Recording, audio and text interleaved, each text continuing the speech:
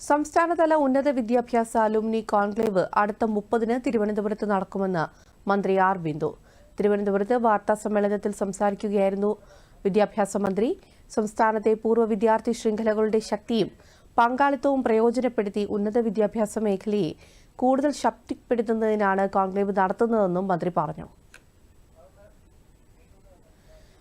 College വിദ്യാഭ്യാസ വകുപ്പ്, സാങ്കേതിക വിദ്യാഭ്യാസ വകുപ്പ്, IHRD, LBS, ഉന്നത വിദ്യാഭ്യാസ വകുപ്പിന് കീഴിലുള്ള സർവകലാശാലകൾ എന്നിവ സംയുക്തമായാണ് കോൺക്ലേവ് സംഘടിപ്പിക്കുന്നത്.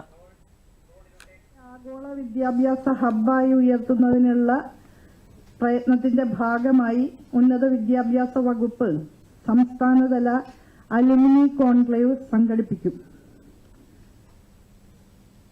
കഴിഞ്ഞ ജനുവരിയിൽ പുസാറ്റിൽ വെച്ച് ചേർന്ന ഇന്റർനാഷണൽ കോൺക്ലേവിന്റെ തീരുമാനത്തിന്റെ ഭാഗമായിട്ടാണ് സംസ്ഥാനതല അലുമിനി കോൺക്ലേവ് സംഘടിപ്പിക്കുന്നത്.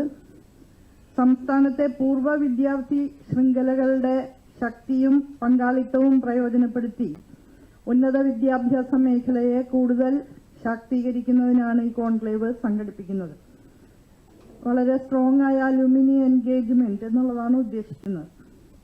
നമ്മുടെ വിവിധ സർവകലാശാലകളിൽ നിന്നും കലാലയങ്ങളിൽ നിന്നും പഠിച്ചിറങ്ങിയ വിവിധ കർമ്മ മേഖലകളിൽ വ്യക്തിമുദ്ര പതിപ്പിച്ച ശ്രദ്ധേയമായ നേട്ടങ്ങൾ ആർജിച്ച പൂർവ്വ വിദ്യാർത്ഥികൾ, വിവിധ മേഖലകളിൽ വിദഗ്ധരായി പ്രവർത്തിക്കുന്നവർ, നയരൂപീകരണ രംഗത്തും നിക്ഷേപ രംഗത്തുമെല്ലാം വളരെ ശ്രദ്ധേയമായ സേവനം നടത്തിവരുന്നവർ, അവരെല്ലാം പങ്കാളികളാകുന്ന ഈ കോൺക്ലേവ് കേരളത്തിന്റെ ഉന്നത വിദ്യാഭ്യാസ മേഖലയുടെ ഭാവി ദിശ നിർണയിക്കുന്നതിൽ കാതലായ നിലയിൽ സംഭാവന നൽകാൻ കഴിയുന്ന ഒന്നായി മാറുമെന്നാണ് കരുതുന്നത്.